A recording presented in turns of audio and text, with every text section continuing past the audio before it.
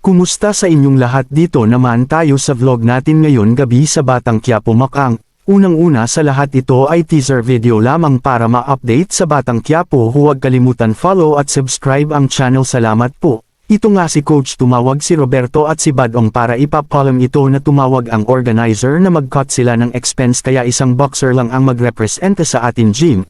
Dito ay tinawag no Coach si Santino ay Lawrence na kung saan sinabi na iisa lang sa inyong dalawa ang magpresenta sa boxing gym natin at ayon kampante si Lawrence na manalo siya kay Santino.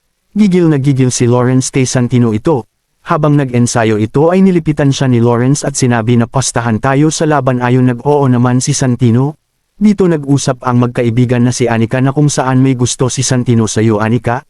At dito binigyan ng endorsement letter si Regger at Mondo para mag-imbestiga tungkol sa operation nito. Ayon kay Colonel Suarez, ito sa loob ng opisina ay nagtanong si Regger kung saan si Lena at ayon sinabi na nag-leave ito, sabi no Mondo.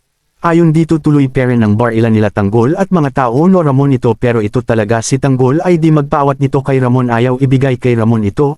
At dito bar ilan pa din sila ito.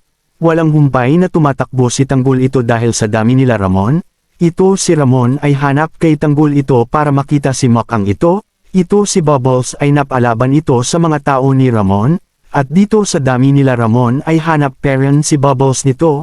Ito Macang ay nagsisiga siya kay Tanggol, hanap niya ito. At dito si Tanggol ay nakatago ito. Ito si Olga at ang kasama niya ay hanap si Tanggol. Ayon nakita niya ito at tinutok niya ang baril kay Tanggol at dito ay nakita ni Macang ito at dito ay tumakbo kay Tanggol at si Macang ang natamaan nito sa noo ito at dito ay umiiyak si Tanggol ito at napasigaw pa.